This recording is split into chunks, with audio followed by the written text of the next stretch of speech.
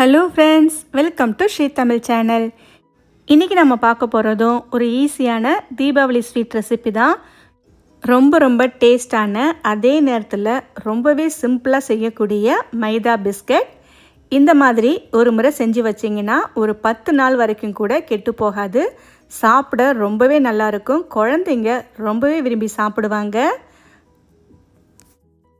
முதல்ல ஒரு பாத்திரத்தில் 1.5 கப் அளவுக்கு மைதா மாவு எடுத்துக்கங்க. நீங்கள் எந்த கப்பில் வேணாலும் அளந்து எடுத்துக்கலாம். அடுத்து இதில் ஒரு 1/4 ஸ்பூன் அளவுக்கு உப்பு சேர்த்துக்கங்க. அடுத்து இதில் ஒரு 3 டேபிள் ஸ்பூன் நெய்யை நல்லா உருக்கிட்டு அதுக்கப்புறமா சேர்த்துக்கங்க. நெய்க்கு பதிலாக நீங்கள் எண்ணெய் கூட சேர்த்துக்கலாம். இப்போ கையாலேயே மாவையும் நெய்யும் சேர்த்து நல்லா பெசரி விட்டுக்கங்க. எல்லா நெய்யும் மாவில் எல்லா பக்கமும் பரவுற மாதிரி நல்லா கலந்து விட்டால் போதும். இப்போ பார்த்திங்கன்னா எல்லாத்தையுமே சேர்த்து நல்லா கலந்து விட்டாச்சு. அடுத்ததில் கொஞ்சம் கொஞ்சமாக தண்ணி சேர்த்து சப்பாத்தி மாவுக்கு பிசைகிற மாதிரி பிசைஞ்சு எடுத்துக்கங்க. தண்ணியை கொஞ்சம் கொஞ்சமாக தெளித்து பிசைஞ்சு எடுத்துக்கங்க. இப்போ பார்த்திங்கன்னா மாவை இந்தளவுக்கு நல்லா பிசைஞ்சு எடுத்தாச்சு. அவ்வளவுதான். இப்போ இதை ஒரு மூடி போட்டு மூடி வச்சிடுங்க. 1 மணி நேரம் இது அப்படியே இருக்கட்டும். 1 மணி நேரத்துக்கு அப்புறமா மாவை இந்த மாதிரி உருட்டி எடுத்துக்கங்க.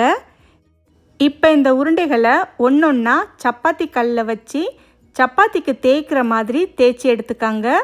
ரொம்ப மெலிசாக தேய்க்காமல் கொஞ்சம் தடிமனாக தேய்ச்சி எடுத்தால் சரியாக இருக்கும்.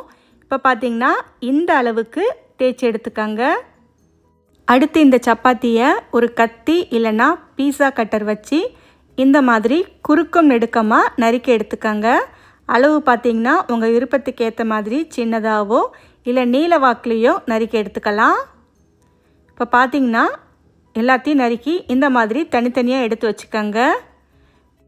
அடுத்து ஒரு பேனில் மிதமான சூட்டில் எண்ணெயை சூடு பண்ணிக்கோங்க. எண்ணெய் ரொம்ப கொதிக்க சூடாக்கக்கூடாது.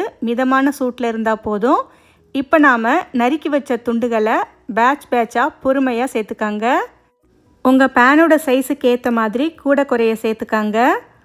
ஒரு பேட்ச் சேர்த்ததும் கொஞ்ச நேரத்துலேயே எல்லாமே மேலே இந்தளவுக்கு எழுந்து வர ஆரம்பிக்கும். இந்தளவுக்கு எழுந்து வந்ததும் ஒரு கரண்டியை வச்சு இந்த மாதிரி திருப்பி விட்டு வேக வச்சுக்கோங்க. அப்போ தான் எல்லாமும் ஒரே மாதிரி செவந்து வரும். அடுப்பை மீடியம் ஃப்ளேமில் வச்சு வேக வச்சுக்கோங்க.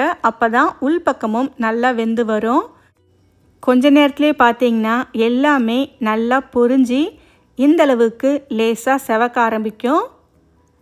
லேசாக இந்தளவுக்கு செவக்க ஆரம்பித்த உடனே இப்போ நாம் இதை வெளியே எடுத்துடலாம். இதே மாதிரி எல்லா துண்டுகளையும் பொரித்து ஒரு பெரிய பாத்திரத்தில் எடுத்து வச்சுருக்கேன். அவ்வளவுதான், இது அப்படியே இருக்கட்டும். அடுத்து ஒரு பாத்திரத்தில் 1 கப் அளவுக்கு சர்க்கரை சேர்த்துக்கங்க. கூடவே ஒரு 1/4 கப் அளவுக்கு தண்ணியும் சேர்த்துக்கலாம். இப்போ அடுப்பை மீடியம் ஃப்ளேமில் வச்சு இந்த தண்ணியும் சர்க்கரையும் நல்லா கரைஞ்சி வர வரைக்கும் கலந்து விட்டுட்டே இருங்க. கொஞ்ச நேரத்துலேயே பார்த்தீங்கன்னா சர்க்கரை தண்ணியில் நல்லா கரைஞ்சி கொதிக்க ஆரம்பிச்சிடுச்சு. நாம் இந்த சர்க்கரை பாகு கம்பி பதம் வர வரைக்கும் நல்லா காய்ச்சி எடுக்கணும். மீடியம் ஃப்ளேமில் ஒரு 4லேருந்து 5 நிமிஷம் கொதிக்க வச்சாலே போதும், நமக்கு கம்பி பதம் வந்துடும். ஒரு 4 நிமிஷத்துக்கு அப்புறம் பார்த்திங்கன்னா லேசாக சர்க்கரை பாகை தொட்டு இந்த மாதிரி கையால் பார்க்கும்போது இந்தளவுக்கு கம்பி மாதிரி வந்து நல்லா உடஞ்சி வரணும். இந்தளவுக்கு வந்ததும் நாம் ஸ்டவ்வை ஆஃப் பண்ணிடலாம். ஸ்டவ்வை ஆஃப் பண்ணிவிட்டு அடுப்பிலேருந்து சர்க்கரை பாகை இறக்கி வச்சுட்டு அதுக்கப்புறமா நாம் பொரிச்சு வச்சதை சேர்த்துக்கலாம். பொரிச்சு வச்சதை சேர்த்ததுக்கப்புறம் நல்லா பாகில் இது எல்லாமே படுற மாதிரி திருப்பி விட்டு கலந்து விட்டுட்டே இருங்க. ஒரு முறை கலந்து விட்டதுக்கப்புறம் 1 நிமிஷத்துக்கு அப்புறம் திரும்பவும் ஒரு முறை கலந்து விட்டுக்கங்க. இதே மாதிரி ஒவ்வொரு நிமிஷத்துக்கு அப்புறமும் கலந்து விட்டிங்கன்னா கொஞ்ச நேரத்துலேயே சர்க்கரை பாகு எல்லாமே நல்லா காஞ்சி இந்தளவுக்கு ட்ரை ஆகி வரும். நல்லா இந்தளவுக்கு காஞ்சதுக்கு அப்புறமா நல்லா ஆறுனதுக்கப்புறம் ஒரு ஏர்டைட் கண்டெய்னரில் போட்டு மூடி வச்சிங்கன்னா ஒரு 10 நாள் வரைக்கும் கூட ரொம்பவே நல்லாயிருக்கும். அவ்வளவுதான் ஃப்ரெண்ட்ஸ், ரொம்ப டேஸ்டான அதே நேரத்தில் ரொம்பவே சிம்பிளான ஒரு ஸ்வீட் ரெசிபி. கண்டிப்பாக இந்த தீபாவளிக்கு இதை ட்ரை பண்ணி பார்த்துட்டு எப்படி இருக்குன்னு சொல்லுங்கள். இந்த ரெசிபி உங்களுக்கு பிடிச்சிருந்தால் லைக் பண்ணுங்கள், ஷேர் பண்ணுங்கள். ஸ்ரீ தமிழ் சேனலுக்கு சப்ஸ்கிரைப் பண்ணுங்கள். தேங்க்ஸ் ஃபார் வாட்சிங்.